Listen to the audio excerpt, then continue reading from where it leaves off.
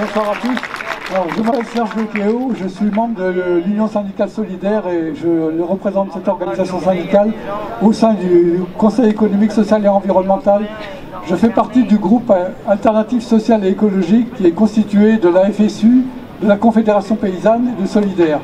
Et ce que je voulais vous dire aujourd'hui, c'est que j'espère que les magistrats qui vont statuer cet après-midi ou dans les jours qui viennent sur le sort des prévenus qui sont devant le tribunal aujourd'hui, convoqués devant le tribunal, auront lu le rapport que nous avons produit, le Conseil économique, social et environnemental, que je vous rappelle qui est la 3e Assemblée de la République, qui est consultative, que le gouvernement doit consulter avant de prendre des lois ou des délibérations, qui a publié un rapport le 11 avril qui s'intitule « Comment favoriser une gestion durable de l'eau, quantité, qualité, partage en France face au changement climatique ». J'ai eu l'honneur, donc pour le Conseil économique, social et environnemental, de co-rapporter cet avis avec Pascal Guilleneuf, un militant de la CFDT. Et ce que je voulais vous dire, j'espère bien que les magistrats vont lire attentivement ce que la 3e chambre de la République, qui représente tous les corps constitués de la nation. Le collège, il y a 3 collèges, il y a un collège des employeurs, donc c'est tous les employeurs, il y a un collège des représentants des salariés, et un collège qui représente toutes les associations de notre pays. Et alors, on a travaillé pendant 1 an sur la problématique de l'eau, quantité, qualité, partage. On a auditionné environ 80 experts, nationaux ou internationaux, sur l'eau et le changement climatique. Et à l'issue de nos travaux, on a fait 23 préconisations au gouvernement. Et je ne vais pas évidemment vous assommer avec les 23 préconisations, je vais vous en dire qu'une seule, qui concerne les méga-bassines, et vous allez voir que, une fois de plus, le gouvernement montre qu'il est complètement illégitime lorsqu'il prend des décisions. Quand il s'agit de faire une convention citoyenne sur le climat, il a demandé à 150 citoyens tirés au sort à faire des préconisations. Macron s'était engagé à les appliquer. Rappelez-vous comment est-ce qu'il en est advenu. Il n'a pas tenu sa parole. Sur le problème des retraites, 70% de la population, tous les sondages l'ont dit, était contre la réforme des retraites proposée par le gouvernement Macron. Il est passé en force. Le gouvernement veut savoir ce que la société civile organisée pense donc de la problématique du partage de l'eau. Nous avons fait des préconisations, comme je vous l'ai dit, le 11 avril. Il s'est littéralement assis dessus. La Constitution française prévoit que le gouvernement a l'obligation de recevoir les rapports produits par la 3e chambre de la République. Il doit en prendre officiellement connaissance. Le rapport est sorti le 11 avril.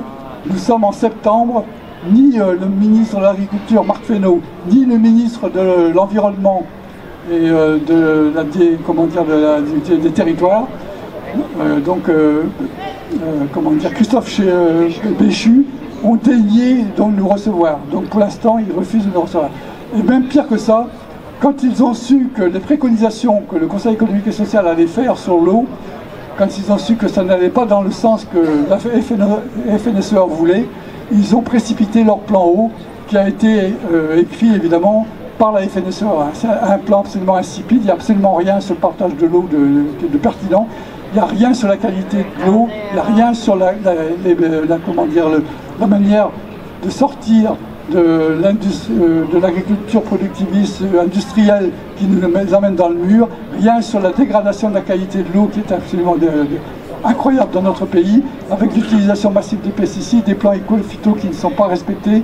On a une situation de l'eau, le partage de l'eau, l'eau est accaparée par une minorité, mais le gouvernement ferme les yeux sur un empoisonnement généralisé que l'on connaît aujourd'hui de nos eaux potables. Voilà. Et donc, je vais vous lire et vous allez bien comprendre de quoi il en retourne et quel est l'avis du CESE. C'est la préconisation numéro 2. Préconisation numéro 2 qui dit « Le CESE, donc Conseil économique, social et environnemental, appelle à objectiver le débat sur les réservoirs au stockage et préconise que soient rendus publics les volumes totaux prélevés et les stratégies d'irrigation agricole. Il préconise qu'il soit interdit de subventionner par des fonds publics tout projet de stockage d'eau de grande taille, parfois appelé méga-bassine.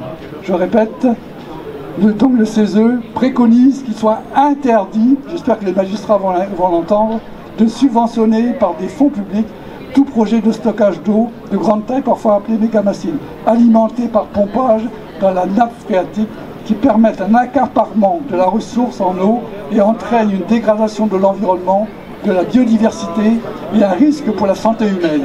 Voilà ce qui a été dit à l'intervenant avant moi de la Confédération paysanne.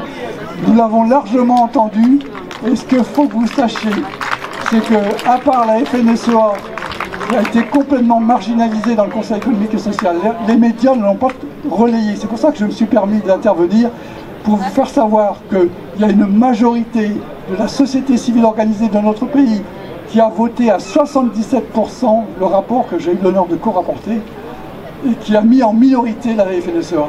Mais la vérité, je crois qu'il faut le dire, on a un gouvernement de fantoche qui répond que au capitalisme financier et en agriculture, à l'agriculture hyper-productrice industrielle, et c'est la FNSEA qui décide de la politique du gouvernement, et je crois que ça, il fallait le dire aujourd'hui. Voilà. Merci.